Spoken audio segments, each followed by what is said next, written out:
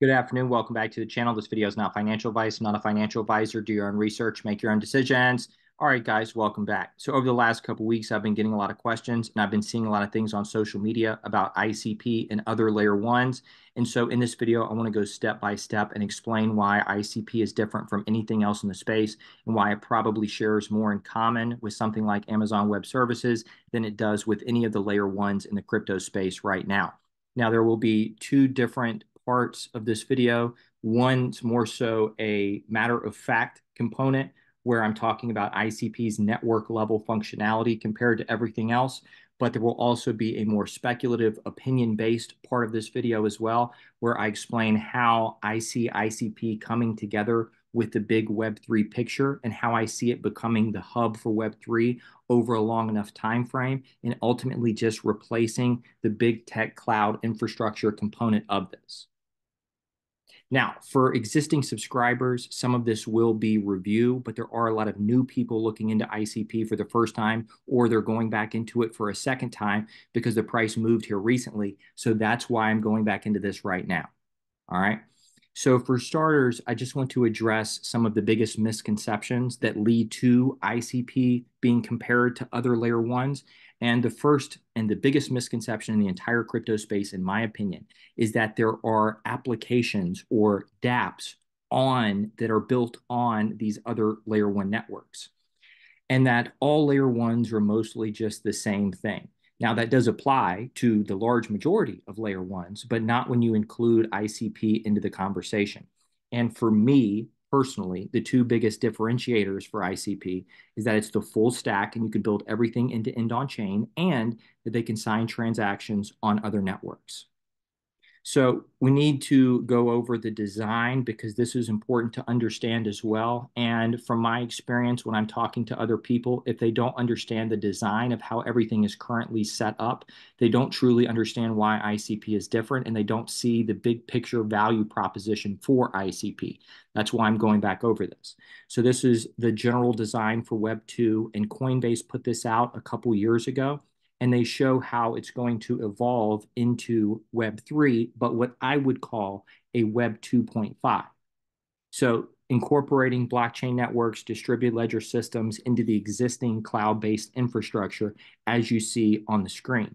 And if you look at what's been happening over the last couple of years, institutions all around the world incorporating blockchain networks, distributed ledger systems into their services, into their operations. And in my opinion, if you want to tokenize the entire economy all around the world, for the most part, software, whether it's being used by institutions or by normal people, is going to need to have distributed ledger functionality in order for all of this to be compatible. And so this just represents the different layer one blockchain networks. Okay, so it wouldn't matter which layer one you were talking about, whether it's Avalanche, Ethereum, Solana, doesn't matter. And there's three main players in the cloud computing space: Amazon Web Services, Microsoft Azure, and Google Cloud. And you will also need Oracle services for this design as well, because one of the many limitations of layer one blockchain networks is they can't push data out or pull data in. That's why you need Oracle services as well with this design. But what's very important, one of the biggest takeaways of the video, is that as a standalone network, these different layer one blockchain systems can't really do a whole lot as a standalone network. They're not designed to be used as a standalone network. They are designed to be integrated into the existing cloud-based infrastructure as complementary technology to the existing infrastructure that's already in place. If you were to strip out the Oracle services, if you were to strip out big tech cloud, you're not going to be doing a whole lot on any of these different networks because you can't build end-to-end applications on them. You can't store data efficiently for a reasonable cost on these different networks. So for the most part, they are very much complementary technologies. And so in practice, a Ethereum-based application, and this could be any other layer one as well, launches their token on Ethereum, right? They don't build their application end to end on Ethereum because they can't. So they launched their token on Ethereum, but they still need a front end, a user interface for people to use and interact with the application. And they use the big tech infrastructure for that for the most part. All right. Now, the issues with this design is that it presents security issues for the Web3 startup because they're easy targets for hacks, and there's a monetary benefit to hacking most of these Web3 startups. Yes, in application transactions recorded on the Ethereum blockchain, but Ethereum has a very limited role in Ethereum based applications.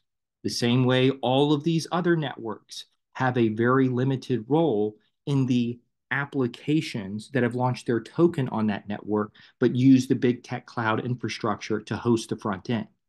Because big tech cloud, for the most part, is still in control with this design and this model. So it presents security issues for one. Two, it makes it almost impossible to have true data ownership, which was one of the promises for Web3, read, write, own.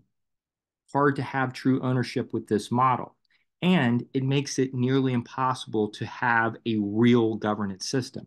Yes, a Web3 application using this model could have a governance system in place where people can vote. But at the end of the day, if Big Tech Cloud tells you that you need to do certain things or they're going to shut you down, you have to do those things or you're going to get shut down. So they're still very much in control with this design here. So how I see this playing out is ICP replacing the big tech component of this. This is going to create a more secure environment because everything is on chain. This is going to give users real ownership, and it's going to offer a governance system that is open, transparent, and all on chain. So this would be a true Web3 model, in my opinion. This would be a Web 2.5 model that does not live up to all of the promises of Web3. And because, back to an earlier point, ICP can sign transactions on other networks, right? ICP canisters can have their own Ethereum addresses and can sign transactions on other networks like Bitcoin, like Ethereum. And so that eliminates any issues with interoperability network to network. This is just, in a general sense, how that would look compared to any other layer one. Most every single layer one in the space, in order for them to integrate with another layer one, you're going to need some type of third-party bridge. There's security issues with almost all of these, and there's scalability issues with almost all of these third-party bridges in this general design. However, with ICP, ICP canisters can have their own Ethereum addresses and can sign transactions on the Ethereum network. And so this model makes a million times more sense in every single way, for the most part, than this model. And it's only going to make more and more sense over time once this network level integration is fully complete.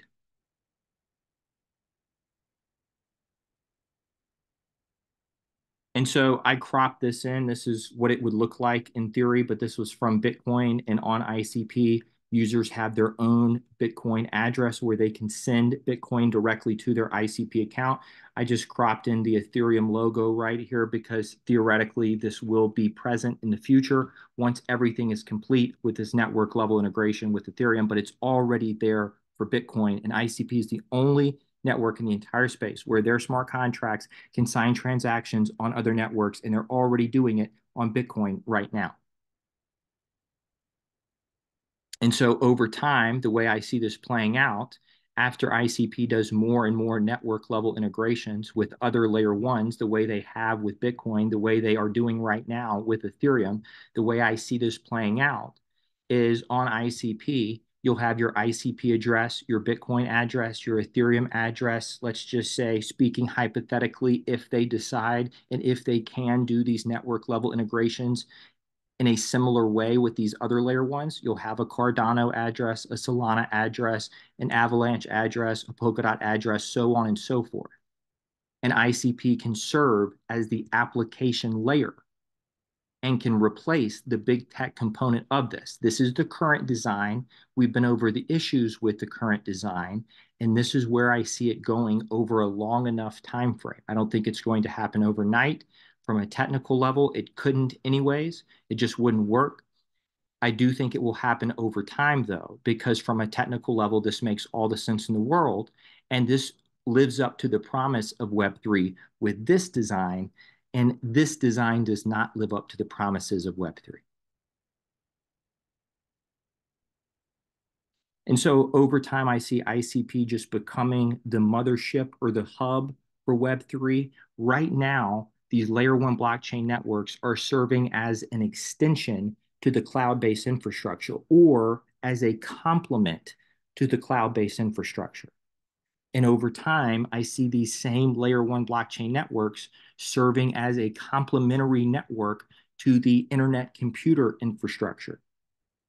And ICP just becoming the mothership or the central hub for Web3. You can't launch applications and build applications anywhere else at this moment in time on any of these other layer ones that you see on your screen or any of these other distributed ledger systems you see on your screen.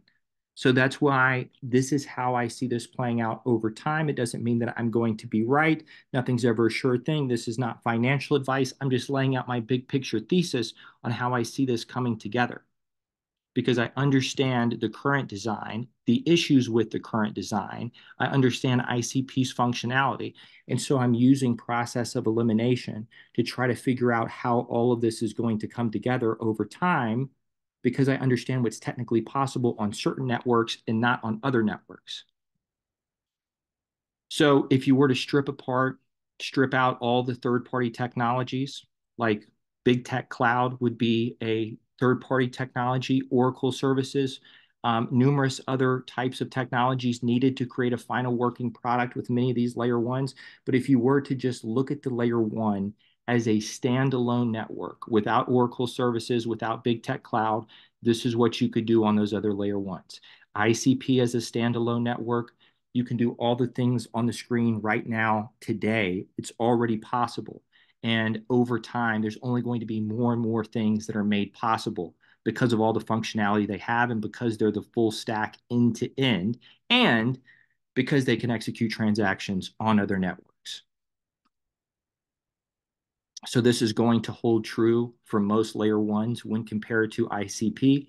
They're going to need third-party oracles. They're going to need big tech cloud, and they're not going to be able to host applications end-to-end on-chain. So you can just insert whatever other layer one you want to right here. And for the most part, this is going to hold true across the entire crypto space. This is why ICP is different from everything else and why it doesn't make sense to compare ICP to anything else. The last part here, I just want to give a quick shout out. I mentioned Eric Potter in one of my previous videos, I believe on my backup channel, but he pretty much summed up 2 years of my videos in one image. He summed up what I've been trying to say for almost 2 years now in one image. There's probably more, what do the kids call it these days? They call it alpha. There's probably more alpha in this one image that he created than all of crypto Twitter combined. And if my thesis and if many of y'all's thesis is correct about where all of this is going with ICP, this is probably going to give you the best idea of where we are right now and where all of this is going. So I just had to give him a quick shout out because in my opinion, this is like the best thing that I've seen over the last 2.5, 3 years since I've been in the space. And again, he just summed up what I've been trying to say in one image. So that's all I have for this video. This was not financial advice. Do your own research. This is how I see everything coming together. That part is opinion. That part is speculation. But what I would say is that if you're looking at, there needs to be more conversations like this in the space. I would rather have a big picture thesis and be wrong at the end of the day than just not even spend the time to try to make sense of how all of this is going to come together. Most people don't even know that this is the current design. Most people think that applications are actually on these layer one networks. And so until you understand the current design, and I don't know if Uniswap uses Azure, not really important. They might use some other, provider doesn't really matter for the sake of this conversation. I was just using an example, but most people don't even understand this is how everything is set up. And they don't understand the inherent problems with this design. And that's why they don't see the big picture value proposition for ICP. But I do see us migrating from this model to this model over a long enough time frame, because it makes all the technical sense in the world. And it's technically possible. You can use, to some degree, process of elimination with many of these different technologies to say, okay, here are the networks or the network where certain things are possible, and it's not possible anywhere else. And that can give you the best guess, right? Through just eliminating certain options because it's not technically possible. That can give you the best guess and insight into what's coming and where certain things are going to happen. That's all I have for this video. Thank you everyone who has liked, shared, and subscribed. If I got anything wrong, please let me know in the comment section below. Please do your own research. That's it. Take care. Have a good day. I will see you in the next video.